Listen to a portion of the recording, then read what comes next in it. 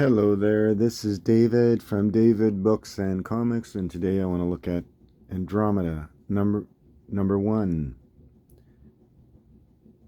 And Andromeda number one is an anthology book, but it features James Tiptree Jr.'s short story, The Man Who Walked Home. And it has a beautiful cover by John Allison, and published in 1976. So this issue is from September 1977. Andromeda Publications says was owned and operated by Silver Snail Comics Limited. Of course, Silver Snail was a comic shop that for years existed on Queen Street West here in Toronto.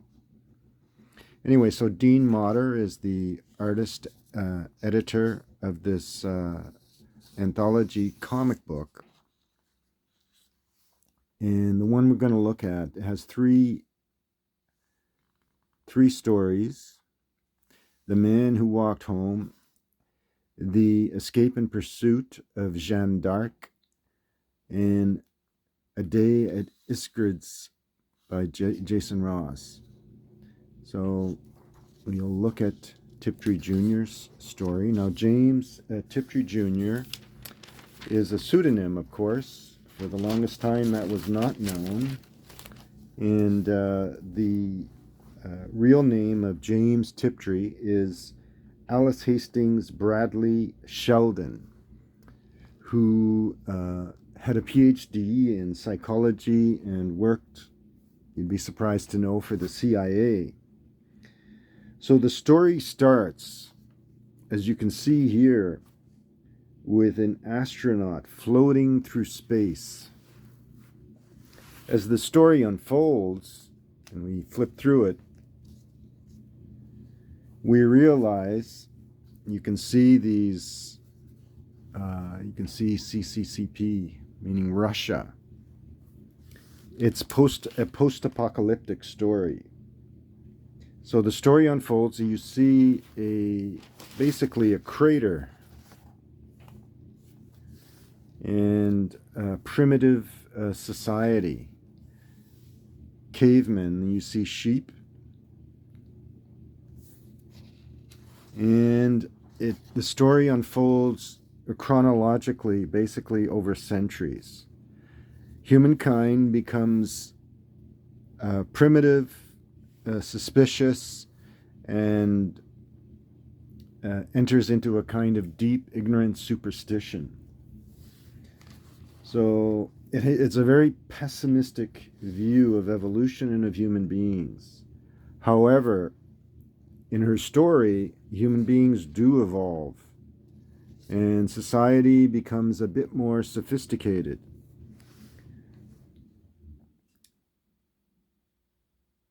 The way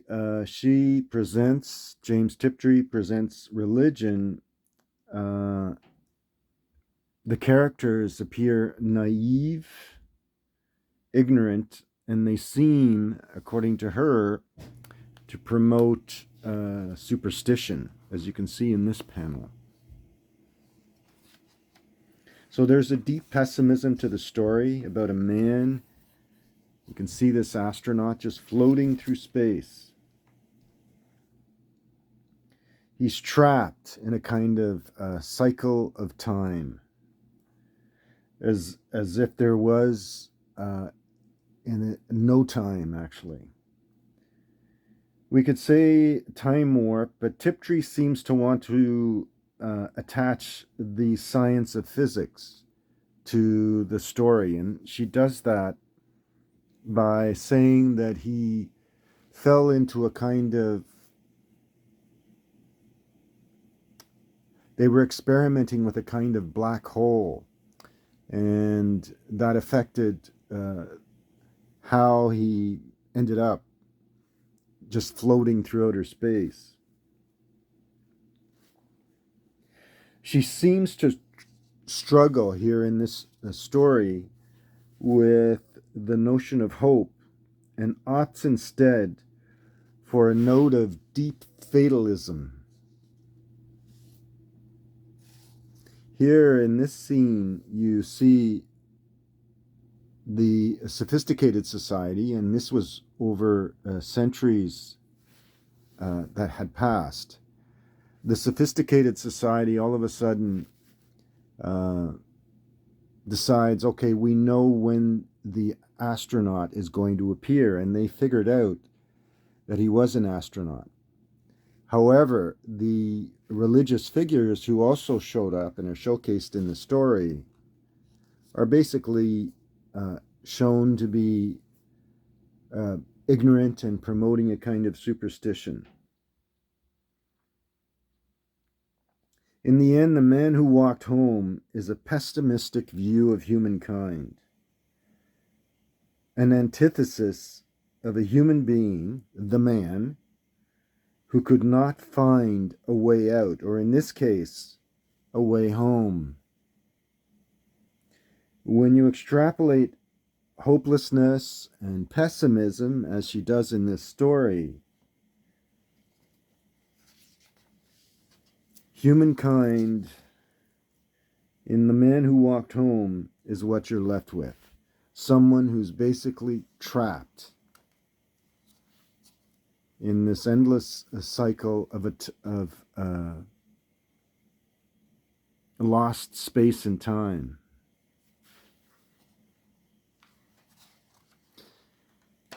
And here you see basically what you see in the very first panels, the very first page. Just somebody trapped in this endless cycle. There's no way home for the man who walked home. All right, so that's my assessment of this short story. And the last line we could read that is, in the beginning, it had been so tight. A single ray of light in a closed tunnel. He had hurled himself after it like an electron flying to the anode, aimed surely along that exquisitely complex single vector of possibility of life. Shot had been shot like a squeezed pip into the last chink in that rejecting and rejected nowhere through which he, John Delgado, could conceivably continue to exist. And the whole leading to, and that's what you're left with. So, no way home, no way out. All right, so I hope you enjoyed this little presentation of James Tiptree's The Man Who Walked Home from Andromeda #1. All right. And if you did, just remember to give me that thumbs up, the like, and thanks everyone for subscribing. And I just wanted to give you that assessment. The Andromeda books are just nice reads, but they always showcase significant science fiction writers in each issue, and I'll be presenting those in the near future. So I hope you enjoyed it. Remember, hit the like, and thanks everyone for your subscriptions, and as always, feel free to comment. Thanks. Bye.